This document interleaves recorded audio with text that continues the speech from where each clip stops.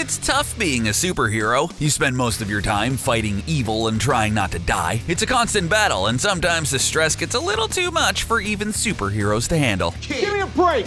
So, on occasion, they might just dabble in a bit of evil to let off some steam. Quite unfortunate. After all, they're only metahuman. Before we get into how good it is to be bad, you should click that subscribe button really fast. Like, as fast as you can. Ready? Go. SpiderMan. Who are you? You know who I am. I do? Your friendly neighborhood Spider-Man. There was a time when our friendly neighborhood Spider-Man wasn't so friendly, but you don't need to be reminded of that. Who could forget the most awkward, most ridiculous dance sequence in superhero history? During Marvel's Secret Wars arc, Spider-Man gets a fancy new black suit to swing around in the city. The look was actually created by a fan as part of a contest by Marvel. Unfortunately, the fans were not fans of the new look, so Marvel had to find a way to get him out of the suit. Spider-Man began acting strange, becoming more and more aggressive and violent. Look at little Goblin Jr. Gonna cry? As it turns out, the suit was infected with an evil symbiote, which was slowly causing Peter Parker to change to the dark side. When Peter finally comes to the realization as to what's going on, he tries desperately to remove the suit, but the symbiote clings tighter to him. Thankfully, with the help of Mr. Fantastic, Spidey finally removes the suit and rids himself of the symbiote. In need of a new host, the symbiote launches onto Eddie Brock, giving us one of Spider-Man's most memorable adversaries, Venom. Are mutants dangerous? I'm afraid that's an unfair question, Senator Kelly. Jean Grey. Early on, Jean Grey wasn't exactly the most powerful of the X-Men. In fact, she was probably one of the weakest members. That all changed though when she became the Phoenix. Unleash your power! Let go, Jean! While dying of solar radiation, she was taken over by the Phoenix Force, turning into one of the most powerful mutants in history. She was great to have around. She even prevented the destruction of the entire universe. But let's not forget what this list is about. Jean fell under the control of Mastermind, and although she was eventually able to break free from his control, the damage had already been done. Phoenix turned into Dark Phoenix, and in doing so turned against the X-Men. She even left to a different solar system and destroyed the entire thing along with the 5 billion beings that lived there. Upon her return, Professor X was able to best her in a psionic battle, turning her back to her old self. However, she ended up losing control once again, and this time ended her own life. Comic books never really kill off their characters, and Jean was able to reform back into the Phoenix, only to lose control once again. This was later retconned, but it was revealed that Dark Phoenix was actually just the Phoenix Force, and Jean was safe and sound in a healing cocoon. If you do this, they will never stop being afraid of you. I can't control their fear, only my own. Scarlet Witch. Pietro and Wanda Maximoff, also known as Quicksilver and Scarlet Witch, are the twin offspring of Magneto. They were separated from their father before they were born, but later Magneto saves them from a mob. Being in his debt, they join the Brotherhood of Evil Mutants and fight against the X-Men. When Magneto is later captured by Stranger, the twins abandon that whole track and join up with the Avengers. Down the line, Wanda and Vision marry and have 2 children together. To make a long and crazy storyline short, Wanda loses her children, and in an effort to bring them back, she seeks out the help of Dr. Doom. The two summon a powerful entity that ends up merging with Scarlet Witch. The entity takes over her, and due to the effects of its power, she believes the Avengers are responsible for her children's death. She's not a happy camper, and in the chaos that follows, Vision and Hawkeye are both killed. Please, don't do this. What choice do we have? In order to stop her, the Avengers have a serious discussion about killing her. Quicksilver learns this and convinces her to create an alternate reality to save her life. In the end, like in most cases, everything is undone and things go back to normal. Breakfast is most important meal of day. Here, protein bar. Colossus. Colossus grew up in Russia with his brother Mikhail and younger sister Alana. Piotr, is the terror really over?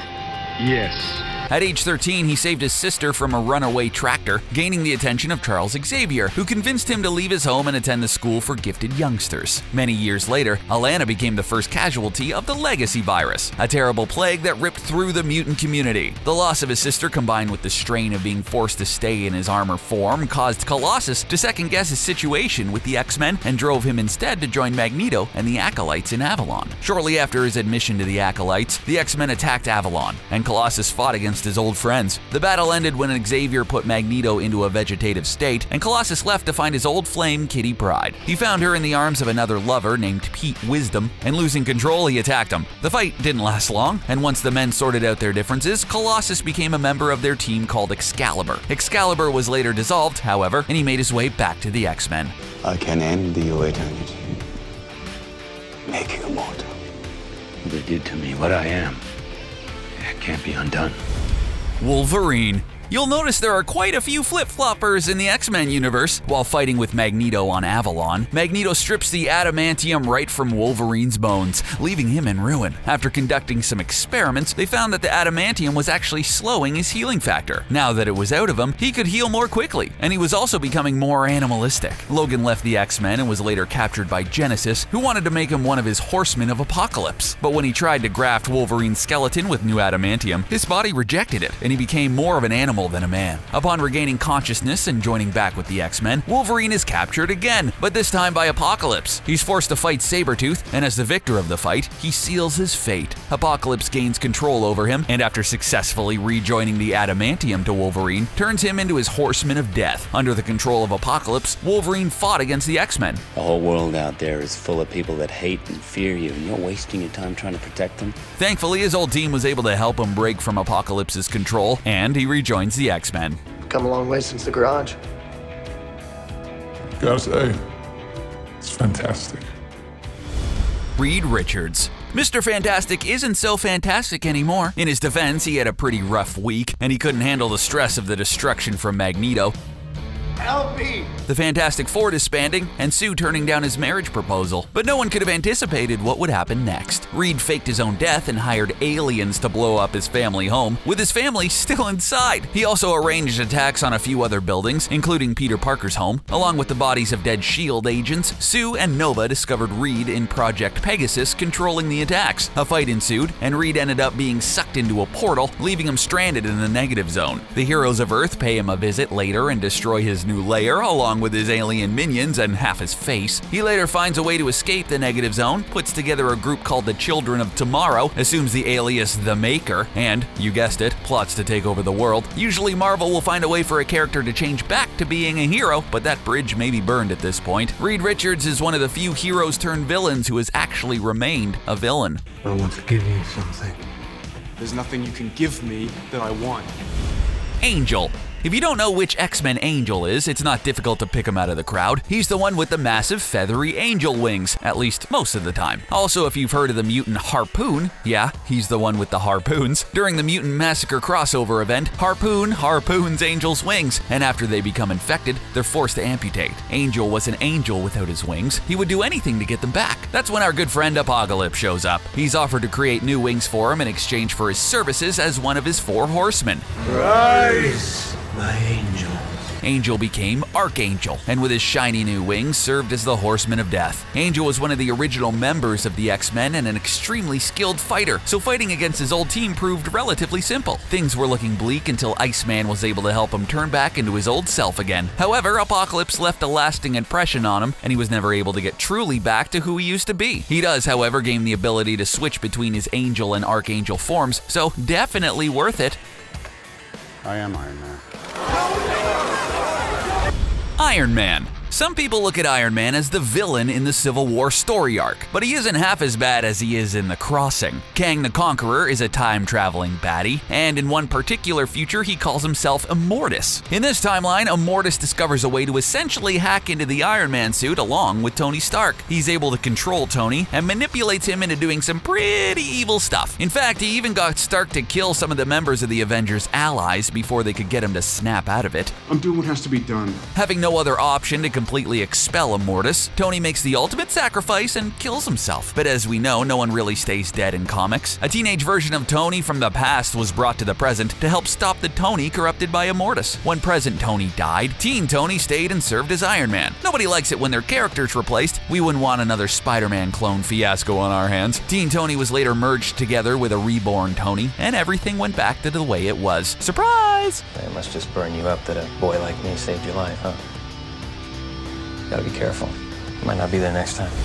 Cyclops. If the title didn't already belong to Spider-Man, Scott Summers could have been called your friendly neighborhood Cyclops. He was just about all-American nice guy as Captain America. That is, until he made a series of unfortunate decisions that would see him down a dark, dark path. It all began when Jean Grey died and Scott married Madeline Pryor. He had a son named Nate, who in the future became Cable, but Scott left his son and wife in the dust when he learned that Jean was still alive. He did do the honorable thing down the line by trying to save his son and merging Apocalypse, but if sharing a body with an evil mutant is just a recipe for disaster. Even after being separated from Apocalypse, Scott was never the same. He cheated on Jean with Emma Frost, formed a new team called the X-Force, and didn't invite Emma, and let a fellow mutant execute some people. Later on, Scott is possessed by our old friend the Phoenix Force, and then the real fun begins. He kills Professor X, makes the world into a totalitarian state, and after he's finally stopped, he escapes prison and starts recruiting mutants to join his own evil mutant school like some kind of Magneto Jr.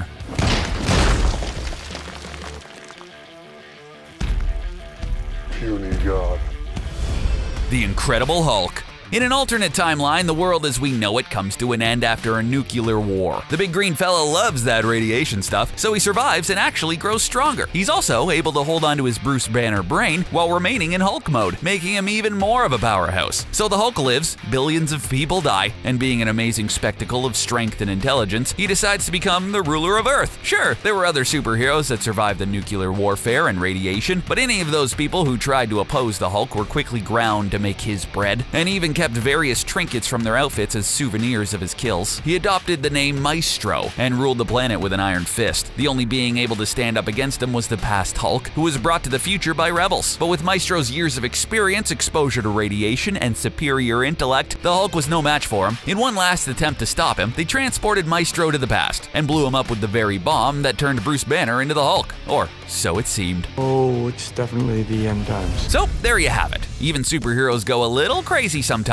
It's not always their fault, and most of the time they don't stay that way forever. But when they do go bad, boy, is it bad. Are there any good eggs gone evil that we missed? Let's see who can name the most in the comments section below. Thanks for clicking that like button. Thanks again for subscribing to CBR, and always, thanks for watching.